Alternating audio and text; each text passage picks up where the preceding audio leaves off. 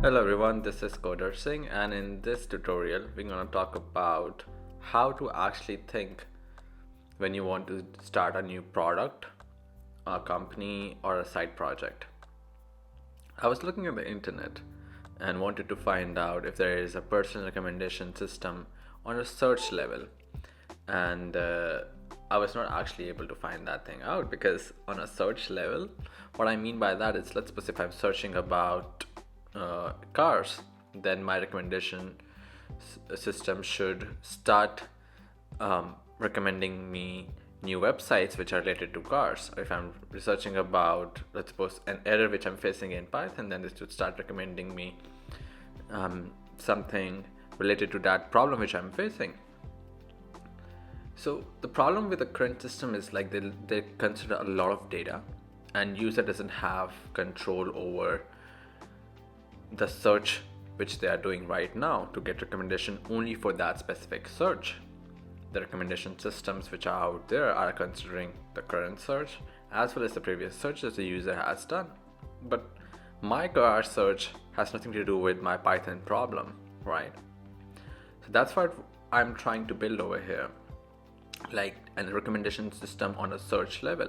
And I think so it's going to be useful not only for me but people who are doing a lot of research, maybe journalists, students, and other kind of people who are mainly into research side. So we need to do some research for before we start actually building this recommendation system. And one of the key things is I want to build it in TensorFlow.js, but we will look in future videos or research if we can do it in TensorFlow.js or not. Before even we go into that, we have to look for what is out there, if there is something similar out there or not. And if it's there, then what are the pros and cons of it? What is the USP which we can deliver and they are not delivering? Then we can look into the TensorFlow.js, or how to build the recommendation system as a whole.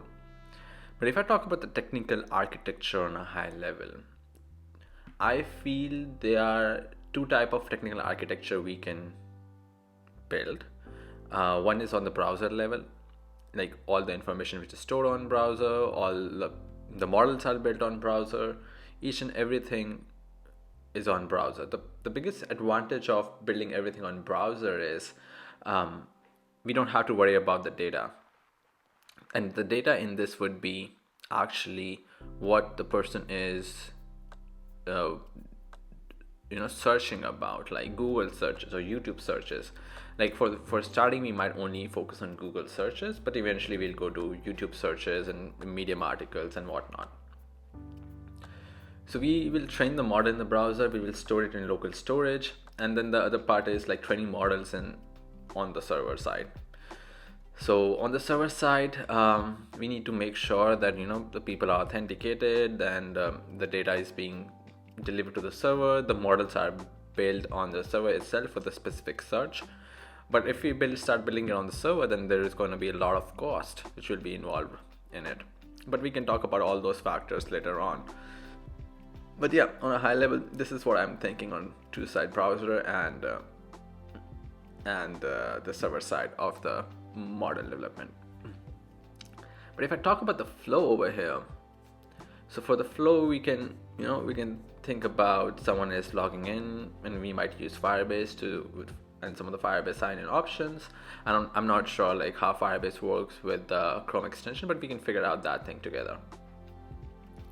To create the first search term item, like what do I mean by search item? So search item is nothing but like let's suppose I'm searching about car, so I would write search item about car and start activate the car research. Then I can switch between car research versus Python code. And then once I open the website, extension collects the website information, check if it's an article, extract title, keyword, author, published, etc. from the article, and this all will be used for our basically recommendation system.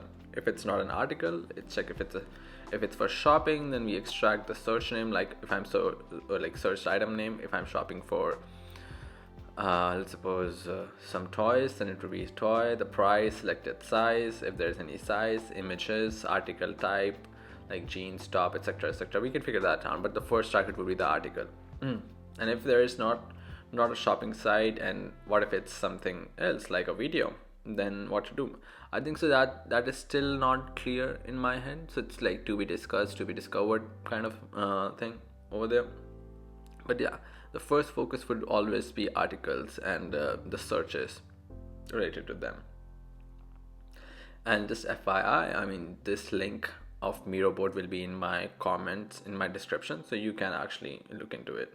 So once we have this information, we'll save it in the database for training. If the database has more than threshold records, so threshold record means like, okay, I need minimum 10 searches before I can start building a model. And once I have the threshold, then I can start actually building a recommendation system, recommendation model. Then we check the accuracy above certain threshold. Once we build the model, then we will check the accuracy. If the accuracy above certain threshold, we'll deploy the model and we'll give it to the user so that they can use it. Yeah, this is pretty much it. But do let me know, guys, how do you feel about this video, and I will be coming up with more videos like this. Thank you.